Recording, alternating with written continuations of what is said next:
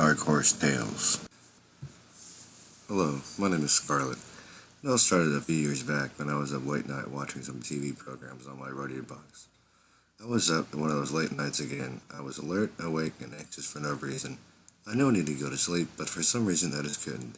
So there I was watching whatever it was on television at the time through my radio device. You know, one of those sleepless nights, brainless, run-of-the-mill shows, rerun classics that aired then insomniacs like you and me while away at the time in the dead of night. I'd regularly turn to my radio device and stream whatever I wanted so that when I could content both legal and not so legal sources. I turned to my radio device frequently because I didn't have to pay for all those shows but could watch them straight from the internet pirates. What I loved about my radio device is that I toggled between different third-party apps, enabled me between whatever I wanted to watch without having to pay regular cable fees. What's more, I like to see different content, mainstream content I could quickly search and access without paying for every single content provider. I was kind of happy to gawk at the shows about people who are brave to fish at risk to themselves, or shows about those who love to go antique hunting. You could also watch shows about the latest shows in crack cocaine industry, the human trafficking industry, and other unconventional content you didn't see in more mainstream channels. But I would lazily switch to the channels between the mainstream shows and the more niche shows which created an alternate content provider and distributors, the niche content which fascinating at times could really learn what was going on in the streets. But that was the good old 3 to 5 a.m. infomercials and advertisements. Came on, you know, the good old 3 to 5 infomercials, the cheesy, stereotypical setup. The infomercials drew you in somehow, even though you thought you'd go to sleep. I saw a few of these infomercials that didn't expect anything too special. Sure, have you call in to buy at least one item that you think will improve your life, from random home goods to rather daily items. You can get a glimpse of something intriguing at the very least. This is where I saw an infomercial from the strange character, Pale and Crazy Bazoo. They used intriguing colors from way the fonts he used, and it would look as it gravitates me, and surprisingly I was hooked. They're selling exotic meats, rare wool like vacuna and others, goat-like meats and other animals top of the Andes, and I thought to myself, oh, that's pretty cool. Then I heard the word human, and I said, human? No way. I was wondering if I heard the crazy guy right.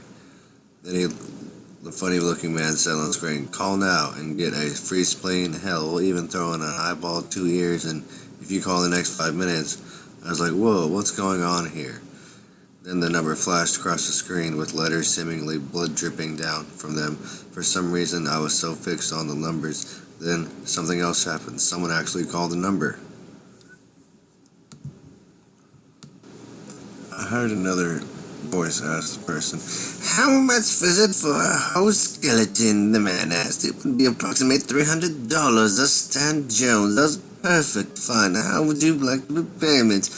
Well, that man blurted out, you can make the address to Mystery Meats Incorporated at 115 West Star Drive, Arizona. I was like, there was no way, that was a few streets over from me.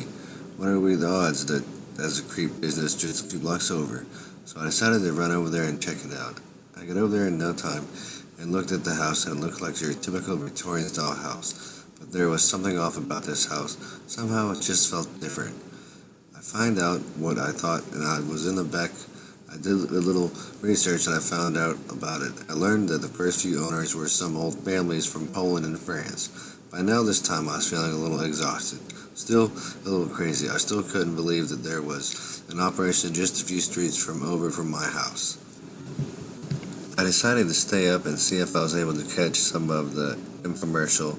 Sure enough, it was on, and I watched some of it, and the same thing flashed across the screen. Yet I heard the same customer I heard before, ordering something expensive this time. He also said he wanted something large, barrel of blood. The infomercial said he would arrange this, and I was getting interesting. But I had to wake up early the next morning, so I was finally getting sleepy, and I dozed off. Now the next night, I waited until about 11 p.m. and prepared to the house, and now I get there and find more to see if I can get a sample of blood from that barrel. It was going to be a long night before I could make sure to pack a Blue Bison energy drink, a mountain bar, some trail mix to get ready for my stakeout. I went there and waited for a few hours. I didn't see much activity.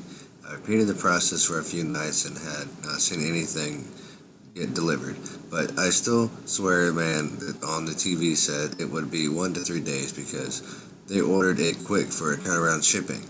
I called the customer saying, I want it shipped to my house as quick as you can get it here. I need it in time. Oh gosh, bye. And quickly the line cut. I'm still sitting across the street, hiding behind some bushes, waiting for this mystery truck delivery to come.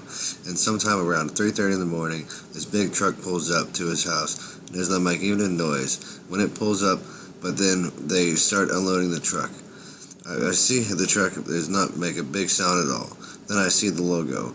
It was a big infomercial. I did not write down their plates, but then there are no plates, just a logo.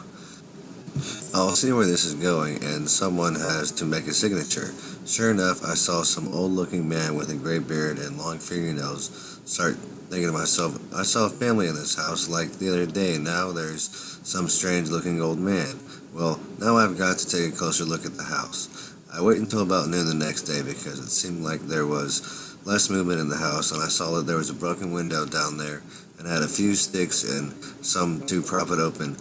I quickly took a look down there, and I see a coffin. I wonder out loud, why would there be a coffin down here in the basement? Now, there's not the most intriguing coffins that I've ever seen. I've only seen a few funerals in the past of my life, but this coffin had blew all the other coffins out of the water. The inner lining was laced with the red-purple velvet lining that looked expensive material. There was also diamond rubies all throughout the casket. Now, I peered in the coffin. It looked like seemed an old man falling asleep. I was in awe of what I was seeing. I completely forgot about there was someone in there after all. I saw what looked to be his foot move. I ran out there as quickly as I could. I went back to my house. I was like, who the hell am I going to call and what am I going to do? There was no one to call and there were no one believed me. I don't know who to go to or what to say to myself. The only thing to do was to take a deep breath and go to the deep web and see if I can find any information about the people behind the infomercial. I'm on the deep web searching for it. I don't really know what I start searching for terms related for the information. I guess these terms triggered a few advertisements or something because all of a sudden I see a pop-up on the deep web. It was for some inquiry about some strange sightings and inquiries related to mystery meats. The information asked me to report what I had found, what I had saw, and what I had to do about it. All I had to fill out information and ask for what from says to wait for a response.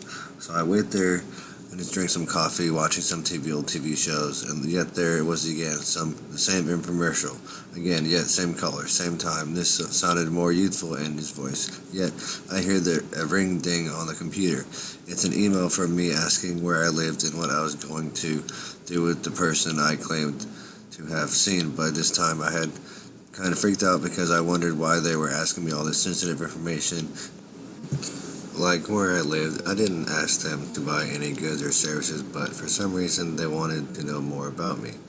I don't know why. Maybe it's because I'm exhausted. Maybe it's because I haven't really slept in a few days and I'm not thinking straight. But I put my address and my number so that maybe we can get in touch with me and help me with this crazy mystery meat seller. They responded with, they come back, take care of the vampire. Apparently they think it's some sort of vampire, but they also say that they would be a large fee. It would cost over 20 grand. Well, luckily enough, I had that on hand from last year's bonus from the company I worked for. I go ahead and wire the money to the account with that, and they said they want the money in their account. It takes a day or two for me to get the confirmation email, and it says, your issue will be resolved shortly. The deed will be done within 5 days. So I sit and wait and count down the days. It seems like it takes a week to get here, but it finally arrives. I see a van parked outside my house. I see a few guys outside my van. For some reason, I feel strange and it doesn't feel safe to me. I try to run and trace, but they throw me in the back of the van. I'm knocked out. I wake up in a warehouse, and the guy from the infomercial says to me, you're the next contestant in our mystery meats, eh? Be sure to comment, like, and subscribe.